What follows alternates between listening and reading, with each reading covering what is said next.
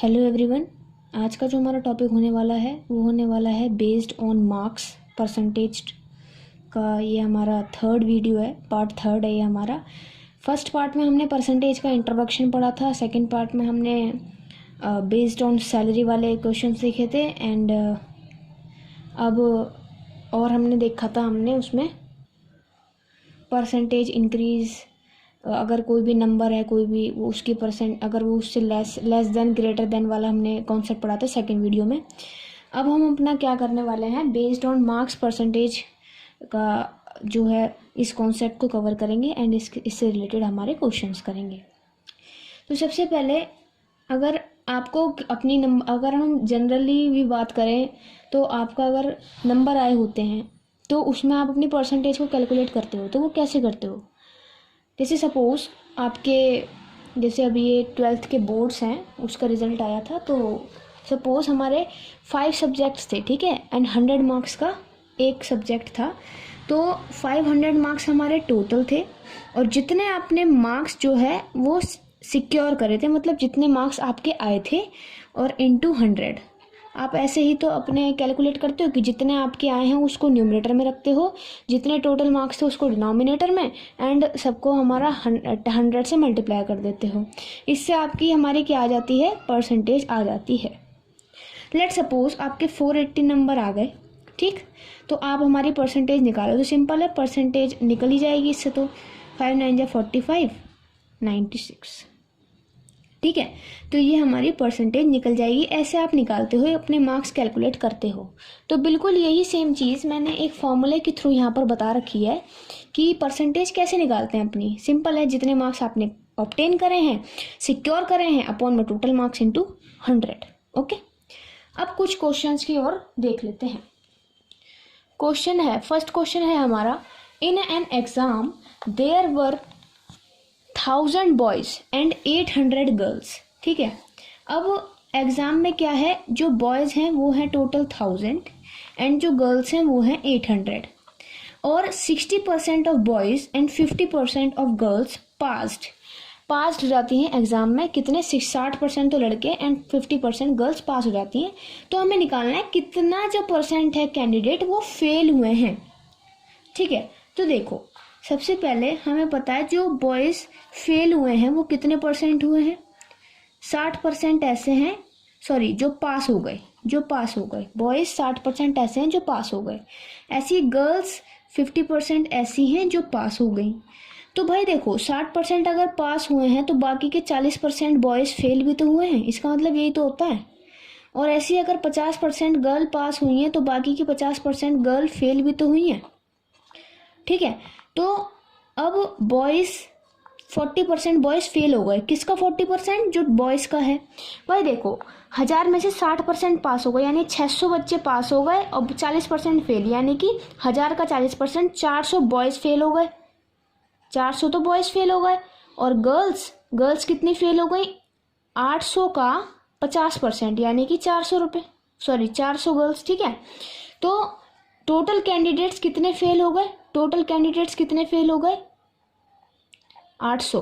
भाई 400 तो ये और 400 ये, ठीक है, ये तो क्या हो गए, फेल हैं, ये तो फेल मेंबर्स हैं जितने फेल हो गए। और टोटल कितने लोग हैं, टोटल हैं 1000 प्लस 800, यानी कि 1800 रुपये। 1800 मेरे मुंह से रुपीज़ निकल रहा है बार बार। यहाँ पर हमारा 1800 जो है वो टोटल हमारे मेंबर्स हैं। ठीक, तो अगर मैं फेल परसेंटेज पूछा है, क्योंकि इसमें कितने परसेंट बच्चे फेल हो गए, तो फेल परसेंटेज निकालूं तो जितने फेल हुए वो ऊपर रखे जाएंगे, टोटल नीचे रखे जाएंगे इनटू 100। ठीक है, काटेंगे, 2 4 जा 2 9 जा 400/9, 44.44% ऐसे बच्चे हैं जो फेल हो गए हैं। तो ऐसे हमने ये क्वेश्चन किया है। सबसे पहले इनका नंबर ऑफ निकाला, कितने जो हैं वो फेल हो गए बॉयज़ गर्ल्स, देन उनको टोटल करा, देन टोटल नंबर ऑफ बच्चे कितने हैं क्लास में वो भी देखा, फिर जो हमारे फेल हो गए ऊपर रखा, जो हमारे टोटल है नीचे रखा, इनटू 100। इससे हमारी परसेंटेज आ गई। अब हम बढ़ते हैं सेकंड क्वेश्चन की तरफ। सेकंड क्वेश्चन में वो कह रहा है, in an exam a candidates must secure 40% marks to pass होने के लिए उसे 40% नंबर लाना जरूरी है। एक candidate who get 220 marks fails by 20 marks, मतलब जो 220 नंबर लाता है वो 20 नंबर से फेल हो जाता है। मतलब हमें इससे पता लग रहा है कि किसी को पास होने के लिए 240 नंबर लाने थे, ठीक है, लेकिन हमारा क्या है कि 220 नंबर अगर वो लाता है तो वो 20 मार्क्स से फेल हो जाता है। तो what are the maximum marks required, तो मैक्सिमम मार्क्स हमारे रिक्वायर्ड कितने हैं, तो वो हमें निकालना है। तो हम मैक्सिमम मार्क्स हमें निकालने हैं, तो हम उसी मैक्सिमम मार्क्स को क्या मान लेते हैं, x।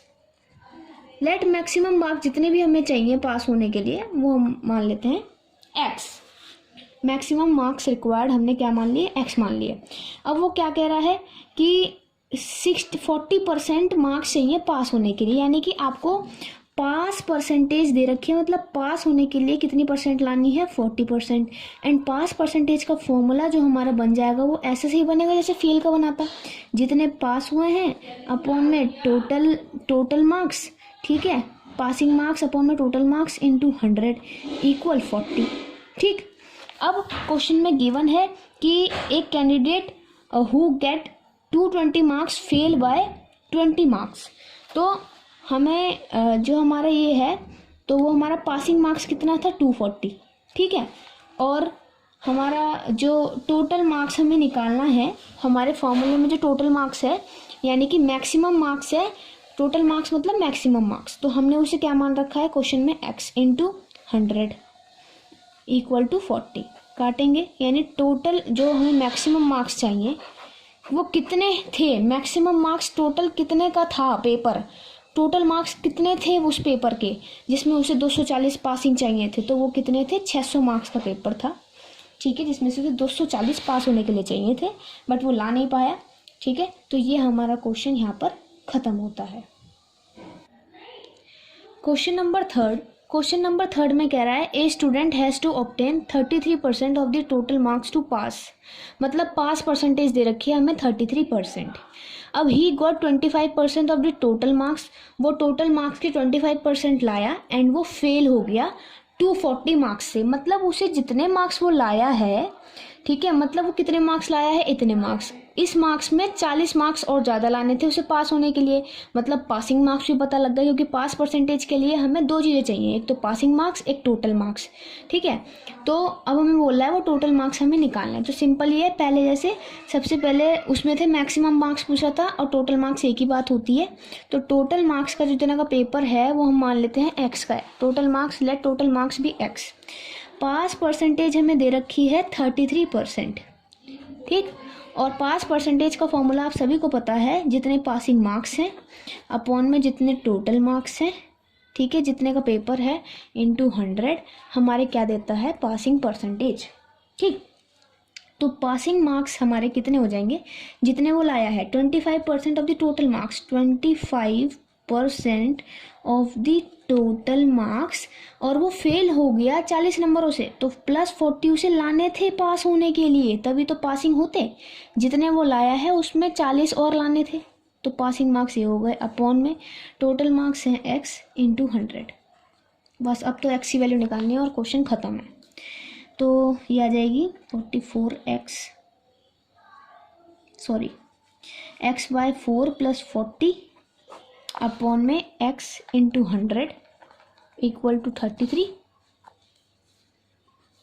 ये हो जाएगा हमारा 160 प्लस x प्लस 160 अपॉन में 4x इंटू 100 33, ये हो जाएगा x plus 160 into 100 33 into 4x 132x 100x plus 16,000 32x